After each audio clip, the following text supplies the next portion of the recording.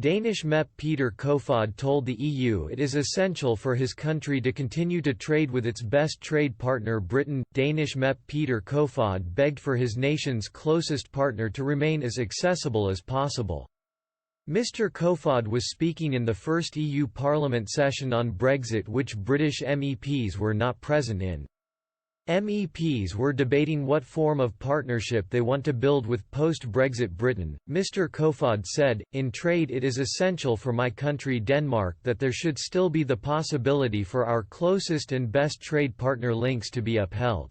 Denmark joined the predecessor to the EU precisely because we wanted to trade with the UK." He added Denmark were desperate for close cooperation with the British.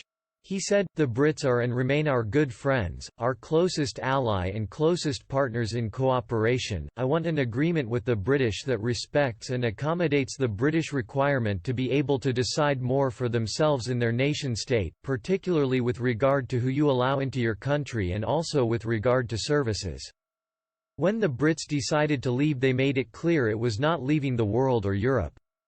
It was just leaving the EU system, and I think that is a perfectly sympathetic thing.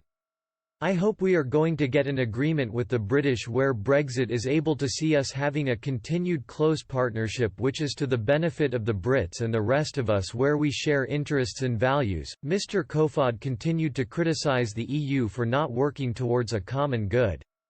He added, cooperation based on common good rather than the EU federalism that is sometimes witnessed in this House sadly. Earlier in the debate, German MEP David McAllister launched a scathing attack at Boris Johnson. He took aim at the British Prime Minister Boris Johnson during the EU plenary session discussing the UK and EU's future relationship. He insisted the customs union must be maintained and no third country should have the same rights and benefits as a member state, and the UK must agree to a level playing field. French MEP Nathalie Louiseau also relaunched the European Union's bid to strengthen European institutions despite Brexit, unveiling growing discontent among voters across the Union. Addressing fellow MEPs in Strasbourg, Ms. Louiseau said, "The UK has chosen to leave the European Union, we have chosen to strengthen it. Some people may see in this a contradiction which makes negotiations on the future of our relationship more difficult, but I don't think that's right. That's not right because we respect the right of the British people to leave not only the European Union but also the single market and the customs union.